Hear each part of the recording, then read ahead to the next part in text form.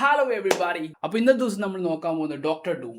Doctor ഡൂമിന്റെ power, അതിന്റെ Doctor ഡൂമിന്റെ ഒറിജിൻ, ഡോക്ടർ ഡൂമിന്റെ ഹിസ്റ്ററി, ഡോക്ടർ ഡൂമിനെ കുറിച്ച് തന്നെ ഒരു കംപ്ലീറ്റ് ഡോക്ടർ ഡൂമിനെ കുറിച്ചുള്ള ഒരു വീഡിയോ ആണിത്.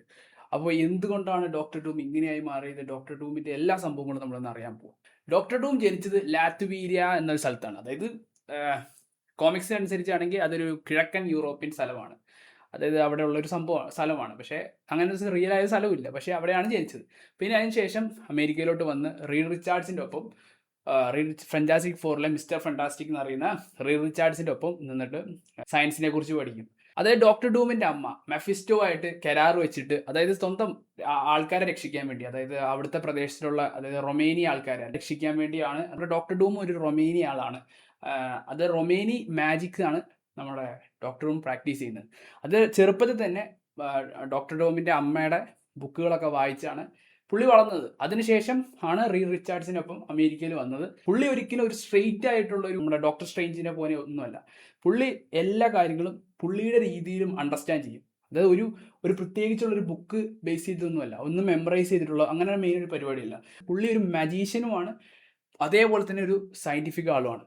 അതായത് അത്രയ്ക്ക് സ്ട്രോങ് ആണ് പുള്ളി. അതായത് എന്തുകൊണ്ടാണെന്ന് ചോദിച്ചു കഴിഞ്ഞാൽ പുള്ളിക്ക് ഓരോ സാഹചര്യത്തിനനുസരിച്ചും പുള്ളി അതിൻ്റെ രീതിയിലാണ് പുള്ളി മാറും.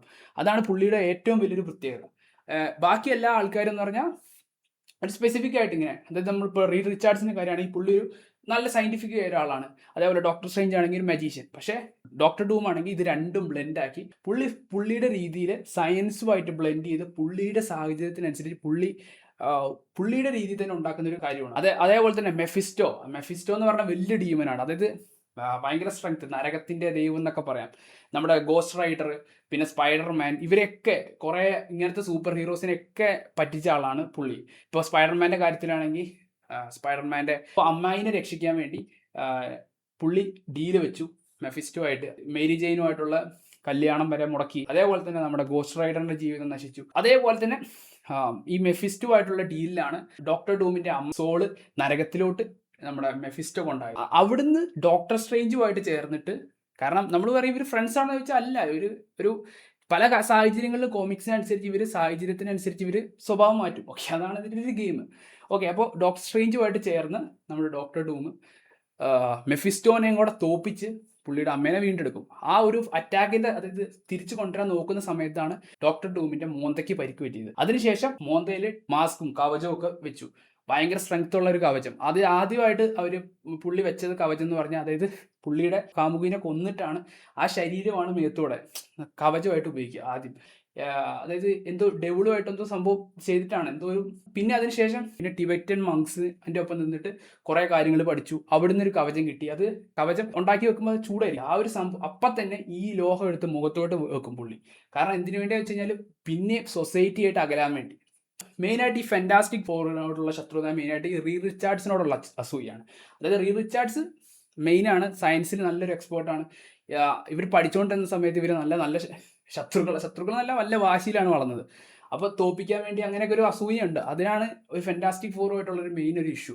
പിന്നെ എക്സ്മാൻസുമായിട്ടുള്ള മെയിൻ പ്രശ്നം എന്ന് പറഞ്ഞു കഴിഞ്ഞാൽ, ഡോക്ടർ ഡൂമിൻ്റെ ഒരു പരിപാടി എന്ന് പറഞ്ഞാൽ ഈ ഓരോരുത്തരെ, അതായത് ഡീമൻസിനെ വരെ കൺവിൻസ് ചെയ്ത് അവരെ അതായത് ഡോമിനേറ്റ് ചെയ്തുള്ള ഒരു സ്വഭാവമാണ് ഡോക്ടർ ഡൂമിൻ്റെ. അപ്പോൾ അത്രയ്ക്കും പവർഫുൾ ആയ ഒരു വ്യക്തിയാണ് ഡോക്ടർ ഡൂം. എക്സ്മാൻസിൻ്റെ മ്യൂട്ടൻസിനെ അവരുടെ ഓണർഷിപ്പിനെ ബന്ധപ്പെട്ട്, അതായത് അവരുടെ ശക്തികൾ അടിച്ചു മാറ്റുക. അതായത് ഇപ്പോൾ ഏതൊരു വേണമെങ്കിൽ വാണ്ടേൻ്റെ ഒക്കെ ശക്തി അടിച്ചു മാറ്റി എന്നൊക്കെയാണ് പറയുന്നത്, ചില ആൾക്കാർ സ്പെക്കുലേറ്റ് ചെയ്യുന്നത്. അപ്പോൾ ഇതൊക്കെ ഇത്രയ്ക്ക് സ്ട്രോങ് ആയി ഇവരുടെ ആ ഒരു ഫൈറ്റിനാണ് എക്സ്മാൻസുമായിട്ടുള്ള പ്രശ്നം. അതായത് ഇവരുടെ മ്യൂട്ടൻസിന്റെ ശക്തികൾ അടിച്ചു മാറ്റാൻ നോക്കും. അടുത്തത് വക്കാണ്ടൻസുമായിട്ടുള്ള പ്രശ്നം എന്ന് പറഞ്ഞാൽ ഡൂംസ് വാർ എന്ന് പറഞ്ഞാൽ ആ ഒരു കോമിക്സിൽ പറയുന്നത്, അതായത് വൈബ്രേനിയൻ എന്ന് പറഞ്ഞാൽ ഒരു ഭയങ്കര പവർഫുൾ, അത് കൈനറ്റിക് എനർജി എടുത്തിട്ട്, അതായത് കൈനറ്റിക് എനർജി നമ്മളെ സ്പീഡിൽ ഇങ്ങനെ ഇട്ടിട്ടുവാണെങ്കിൽ ആ ഒരു മൂവ്മെൻറ്റെ കൊണ്ടുള്ള കൈനറ്റിക് എനർജി മാത്രമേ ഉള്ളൂ. അപ്പോൾ ആ കൈനറ്റിക് എനർജി അത്രയ്ക്കും കൺട്രോൾ ചെയ്യാൻ പറ്റുന്ന ഒരു ഈ വൈബ്രേനിയൻ സാധനം കൈക്കലാക്കാൻ വേണ്ടി നോക്കും. അതാണ് അവർ തമ്മിലുള്ള ഒരു ഇഷ്യൂ. പിന്നെ സ്റ്റീവ് റോജേഴ്സുമായിട്ടുള്ള പ്രശ്നം എന്ന് പറഞ്ഞു കഴിഞ്ഞാൽ, സ്റ്റീവ് റോജേഴ്സ് എൻഡ് ഗെയിമിന് ശേഷം ക്യാപ്റ്റൻ അമേരിക്കയൊക്കെ വിട്ട് പിന്നെ പുള്ളി നേരെ മറ്റേ സാധാ ഒരു ജീവിതത്തിലേക്ക് പോകും. അപ്പോൾ ആ ഒരു സമയത്ത് ജീവിക്കുമ്പോൾ അവിടെ ഈ യൂണിവേഴ്സിൻ്റെ ഇക്വിലിബ്രിയം തെറ്റിക്കഴിഞ്ഞാൽ ഇൻവേർഷൻ സംഭവിക്കും. അതായത് യൂണിവേഴ്സുകൾ തമ്മിൽ കൂട്ടിയിടിച്ച് പല പ്രശ്നങ്ങളും ഉണ്ടാവുന്നു കരുതി ലോക്കി അവിടെ ചെന്നിട്ട് സ്റ്റീവ് റോജേഴ്സിൻ്റെ കെട്ടിയോളോ ആരോ ഗേൾ ഫ്രണ്ടോ ഇവരെയും കൂടെ കൂട്ടി ഫാന്റാസ്റ്റിക് ഫോറിനെ യൂണിവേഴ്സിൽ കൊണ്ടാക്കും. അതുകൊണ്ട് അവിടുത്തെ പല ഇക്വലിബ്രിയത്തിന് പല പ്രശ്നങ്ങളും പറ്റിയ ആ ഒരു റീസണും കൊണ്ട് നമ്മുടെ ഡോക്ടർ ഡൂമിൻ്റെ ഫാമിലിക്കോ അവിടെ എന്തൊക്കെയോ പ്രശ്നങ്ങൾ, അവരുടെ സ്ഥലത്തിനോ എന്തൊക്കെയോ ഒരു പ്രശ്നങ്ങൾ വന്നു. അതിനുശേഷമാണ് ഇവരുമായിട്ട്, അതായത് ഈ ചില ആൾക്കാർ പറയുന്ന ഈ ഒരു സിനിമയുടെ മെയിൻ പ്രശ്നങ്ങൾ ഉണ്ടാക്കാനുള്ള ഒരു കാരണക്കാരൻ സ്റ്റീവ് റോജേഴ്സിൻ്റെ ആ ഒരു പോക്കാണെന്നാണ്. അത് ക്ലിയർ ചെയ്യാൻ വേണ്ടി ആണ് ഇങ്ങോട്ട് വന്നത്. അത് ഫെൻറ്റാസ്റ്റിക് ഫോർ ആദ്യമേ അറിഞ്ഞു ഈ പ്രശ്നങ്ങളൊക്കെ ഡോക്ടർ ഡൂം ഇങ്ങനെ പ്രശ്നമായിട്ട് വരുന്നുണ്ട്, ഇത് സ്റ്റീവ് റോജേഴ്സിൻ്റെ അവരുടെ സെയിം യൂണിവേഴ്സ്. അപ്പോൾ അവർ പറഞ്ഞതിന് ശേഷം ഇങ്ങോട്ട് വരികയാണ് ചെയ്യുന്നത്. അതായത് നമ്മുടെ ഡോക്ടർ ഡൂമിൻ്റെ ഒരു മെയിൻ ഒരു രീതി എന്ന് പറഞ്ഞു കഴിഞ്ഞാൽ അതൊരു ടോണി സ്റ്റാർക്കിൻ്റെ ഒക്കെ ഒരു രീതി തന്നെയാണ്. അതൊരു മിക്സ് ചെയ്തിട്ടുള്ളൊരു പരിപാടി, അതായത് ബിൽഡ് ചെയ്യുക, സ്വന്തമായിട്ട് ബിൽഡ് ചെയ്തെടുക്കുക.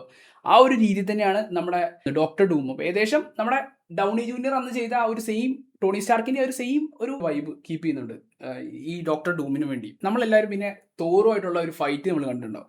അതിനകത്ത് നമ്മുടെ ഡോക്ടർ ഡൂം വെറും 2 വിരലുകൊണ്ട്, സാധാരണ നമ്മുടെ ഡോക്ടർ സ്ട്രേഞ്ചും വാണ്ടയൊക്കെ എന്തൊക്കെയോ കൈ കൊണ്ടൊക്കെ ഇങ്ങനെ എന്തൊക്കെയോ കാണിക്കും. പക്ഷെ ഇവിടെ പുള്ളി ഇങ്ങനെ കൈ വെച്ചിട്ട് ഒറ്റ തടുക്കലാണ് കണ്ടു, വെറും 2 വിരലുകൊണ്ട്. അതായത് തോർ എന്ന് പറഞ്ഞാൽ ഒരു ഗോഡാണ്, ഈ ഗോഡിനെയാണ് ഒരു 2 വിരലുകൊണ്ട് പിടിച്ചത്. അപ്പോൾ അവൻ്റെ ലെവൽ ഓർത്തോ, അത്രയ്ക്ക് പവർഫുള്ളാണ്. മൊത്തത്തിൽ പറഞ്ഞാൽ ഡോക്ടർ ഡൂം എന്ത് ചെയ്യും ഇങ്ങനെ, അതായത് ഇനി അവഞ്ചേഴ്സിനെ തീർക്കുമോ? പക്ഷെ അങ്ങനെ തീർക്കാൻ ചാൻസ് ഇല്ല, കാരണം മാർവലിലെ ഒരു മെയിൻ സംഭവമാണ് ഈ അവഞ്ചേഴ്സ് എന്ന് പറഞ്ഞാൽ. അപ്പോൾ അവഞ്ചേഴ്സിനെ മൊത്തം തീർക്കാൻ ചാൻസ് ഇല്ല. പക്ഷേ ഡോക്ടർ ഡൂമിനെ കൊല്ലുമെന്ന് എനിക്ക് തോന്നുന്നില്ല. കാരണം ആ ഒരു ആദ്യത്തെ ഒരു ഷോട്ടിൽ തന്നെ, ട്രെയിലറിൻ്റെ ഷോട്ടിൽ തന്നെ നമുക്ക് കാണാം, അതായത് തോർ ആകെ പേടിച്ച് മൂത്രം വെച്ചിരിക്കുക, ആകെ പേടിച്ചിരിക്കുന്നതാണ്. അത്രയ്ക്ക് ആ ഒരു അവസ്ഥയിലാണ് ഇരിക്കുന്നത്. അപ്പോൾ മൊത്തത്തിൽ പറഞ്ഞാൽ ഡൂം എന്ന് പറഞ്ഞാൽ ഭയങ്കര പവറാണ്. എന്താണെന്ന് നമുക്ക് സിനിമ കാണുമ്പോൾ അറിയാം എന്തൊക്കെയാണ് സംഭവിക്കുന്നതെന്ന്. ഇത്രയുള്ള ഡൂമിനെ പറ്റി പറയുകയാണെങ്കിൽ